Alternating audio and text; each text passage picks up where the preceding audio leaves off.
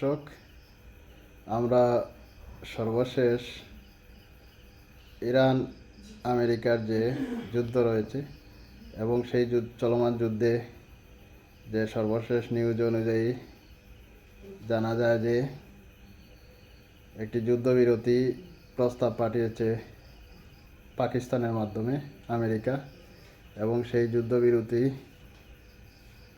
Iran অস্বীকার করেছে যে পাকিস্তান তাদেরকে একটি প্রস্তাবনা পাঠিয়েছে। কিন্তু ইরান আসলে এই যুদ্ধবিরতির মধ্যে যে ৪৫ দিনের যুদ্ধবিরতি প্রস্তাব করা হয়েছে আমেরিকার পক্ষ থেকে, সেটা তারা প্রত্যাখ্যান করেছে। কারণ ইরান চায় প্রকৃত যুদ্ধ বন্ধ হওয়া, অর্থাৎ আর যাতে যুদ্ধ না হয় সেটা ইরানের চাওয়া। কিন্তু আমেরিকা যেখানে চাচ্ছে যুদ্ধবিরতি, এবং সেই শর্ত অনুযায়ী যে প্রধান যে শর্ত রয়েছে তার মধ্যে শর্তগুলোর মধ্যে হলো হরমুজ প্রণালী খুলে দেওয়া, ইরান কখনো আর পারমাণবিক বোমা তৈরি করার জন্য প্রচেষ্টা চালাবে না।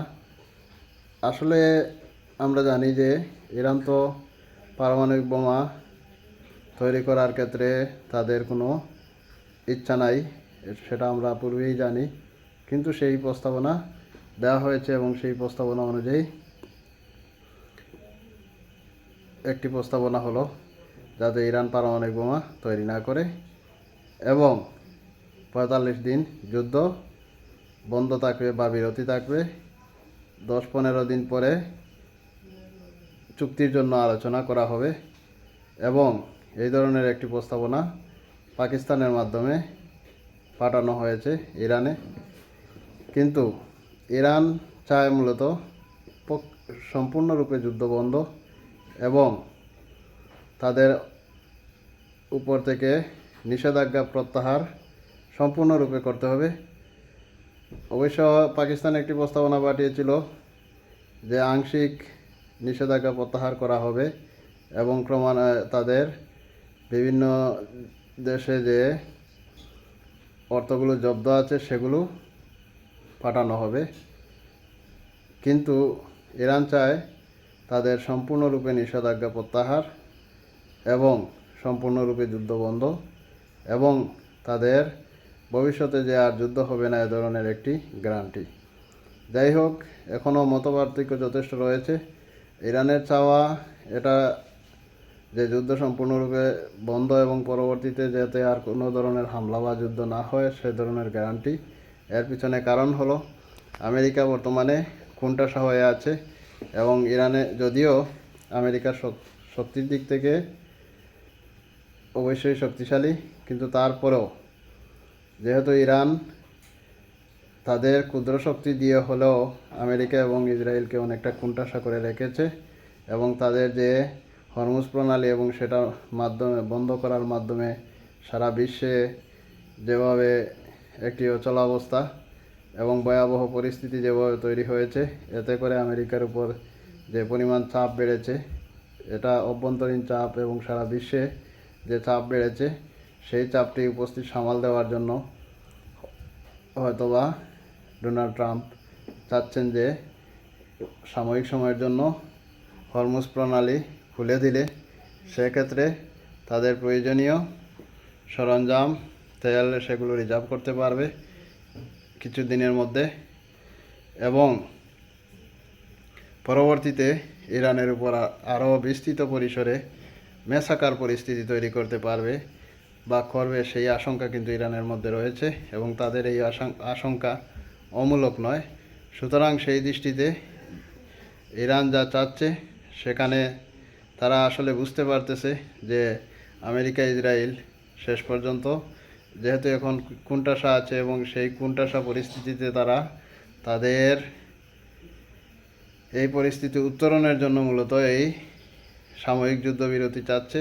এতে করে তারা আবার তাদের যুদ্ধ সরঞ্জাম এবং প্রয়োজনীয় পরিকল্পনা প্রণয়ন সব কিছু সুন্দরভাবে তৈরি করে আবার ইরানের উপর মেসাকার পরিস্থিতি বা বৃহৎ পরিসরে হামলা করে ইরানকে কাবু করবে।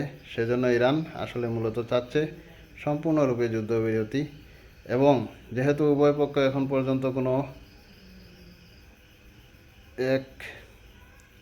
অর্থাৎ একমত হতে পারেনি, সুতরাং যুদ্ধ যেহেতু বন্ধ হচ্ছে তা নয়, বরং আলোচনা হয়তো চলবে, কিন্তু পাশাপাশি এখনও পাল্টা হামলা হচ্ছে এবং হবে। আমরা লক্ষ্য করেছি যে ইরানের সবচেয়ে বড় যে রাসায়নিক শিল্প যেটা আছে, এবং সেই শিল্পর যে বড় ইন্ডাস্ট্রি রয়েছে সেখানে হামলা করা হয়েছে, যার সাথে গ্যাসের সংযোগ আছে এবং বিদ্যুৎ সংযোগ আছে, এবং অনেকটা বিদ্যুৎ কেন্দ্রের হামলার মতো হয়েছে, এবং ইরানও পাল্টা হামলা করেছে এবং ভবিষ্যতে করবে। অপরদিকে ইরানের যে প্রতিরোধ যোদ্ধা হিজবুল্লাহ, তারাও গুরুত্বপূর্ণভাবে প্রতিরোধ করে যাচ্ছে উল্লেখযোগ্যভাবে, এবং সর্বশেষ একটি ড্রোনও তারা ধ্বংস করার ভিডিও প্রকাশ করেছে। সুতরাং ইরান ও আমেরিকা ইসরায়েলের সাথে সমান তালে যুদ্ধ করে যাচ্ছে, যদিও তারা হামলার শিকার হচ্ছে। পাল্টা হামলায় তারাও শত্রুর ক্ষয়ক্ষতি করার সর্বোচ্চ চেষ্টা এবং প্রচেষ্টা চালিয়ে যাচ্ছে। সুতরাং এই দৃষ্টিতে যুদ্ধবিরতির নামে যে প্রহসন চলছে, শেষ পর্যন্ত কতটুকু টেকসই হয় সেটাই চিন্তার বিষয়। যাই হোক, আমরা দেখি শেষ পর্যন্ত তারা দুই পক্ষ একমত হতে পারে কিনা, বা এক কাতারে দাঁড়াতে পারে কিনা, বা মোটামুটি উভয় পক্ষ যদি ছাড় দিয়ে শেষ পর্যন্ত যুদ্ধ শেষ করে, সেটাই হবে মঙ্গলজনক বিশ্বের জন্য। যাই হোক, ভিডিওটি শেষ পর্যন্ত দেখার জন্য ধন্যবাদ।